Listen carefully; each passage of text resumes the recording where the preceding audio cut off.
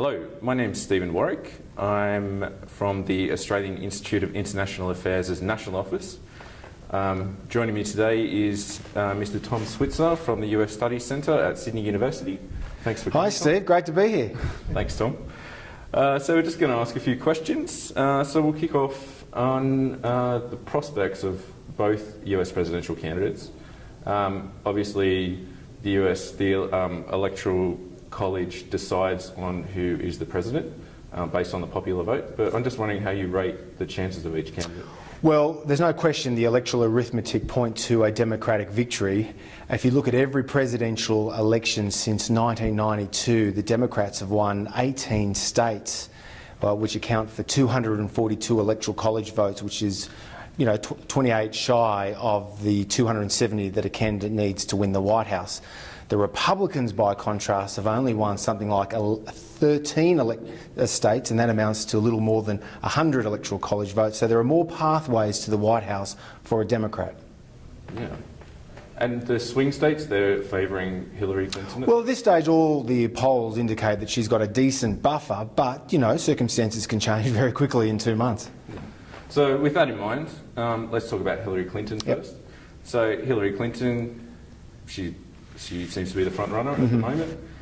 If she was to become elected president, how do you see her foreign policy outlook? Would it just be a continuity of the Obama administration, or could you nominate any differences perhaps? I think the first thing you have to remember about Hillary Clinton is that she represents the more interventionist, internationalist, activist, hawkish wing of the Democratic Party. So she's very much in the tradition of Harry Truman, John F. Kennedy, Lyndon Johnson, Scoop Jackson, Joe Lieberman, Madeleine Albright. She believes America is the indispensable nation that has a special duty to promote democracy and order and leadership across the globe. That's the first point to bear in mind. And one of the key differences between her and President Obama is that she's more hawkish on the Middle East. For example, she would support a no-fly zone in Syria, whereas Obama stayed well clear of that. Obama, on the other hand, Steve, thinks that, he's basically spent most of the 8 years trying to redefine the US global role after the setbacks of the Bush years, and he's tried to redefine it in a way that reflects America's limits to power and changing circumstances of the post-9/11 era. So you imagine Hillary Clinton being more interventionist? Yeah, I think she'd probably find a balance between the overextension of the Bush era and the more cautious prudence of President Obama. That's my sense. And I think that's probably the conventional wisdom among most foreign policy analysts. Yeah, right. Okay, so let's turn to Donald Trump.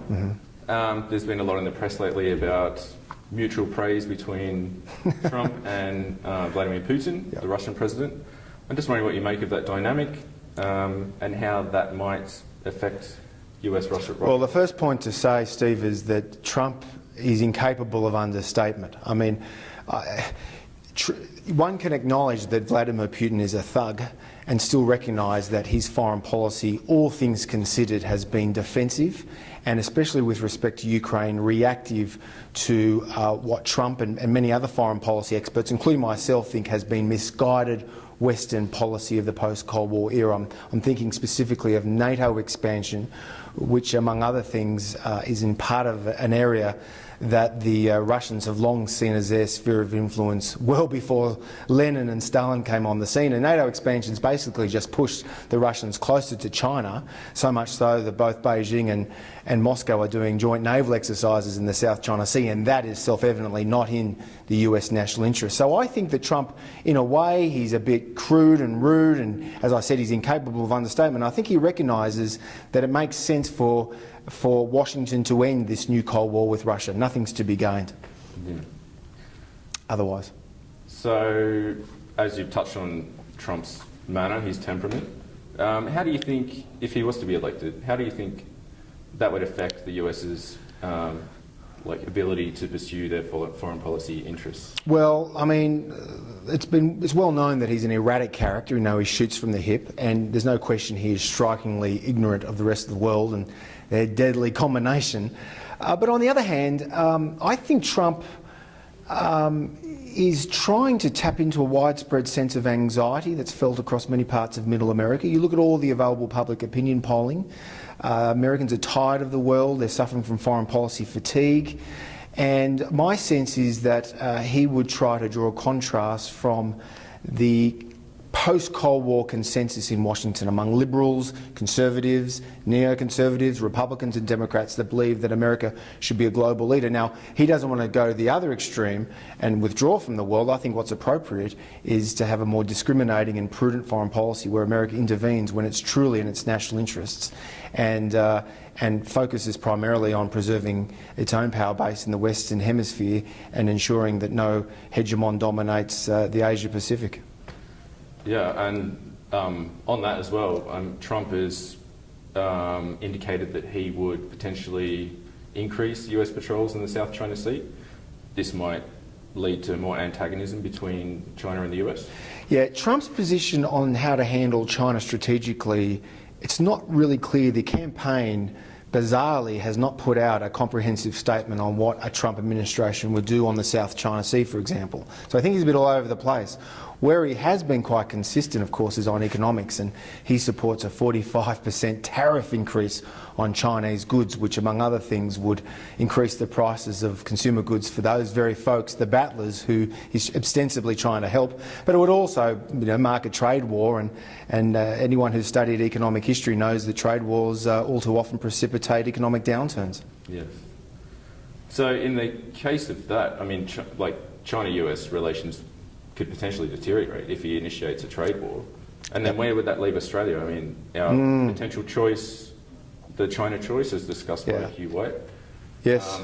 It could potentially drive a wedge between Australia and the US. It could. I mean, Canberra's interest is ensuring that Beijing and Washington have a very close and cooperative relationship. I mean, as is well known, China has been, for the best part of a decade now, our largest trade partner. The United States, of course, for 65 years has been our most important security ally. And I think it's fair to say Prime Ministers and governments of both Labor and coalition persuasions of the last decade or so have done a very good job of riding two horses simultaneously, if you like. And it's a very fine, delicate diplomatic act. And if those two countries were to have a stoush over the South China Sea or over trade, this could have huge repercussions, not just for Australia, but for the region and indeed the world. Indeed. We'll finish there. Thank you very much, Tom Switzer. Thanks so much, for Steve. joining us. And just for all of our viewers, keep in mind that the AIIA's National Conference is coming up on the 21st of November, so please check out details online. Thank you.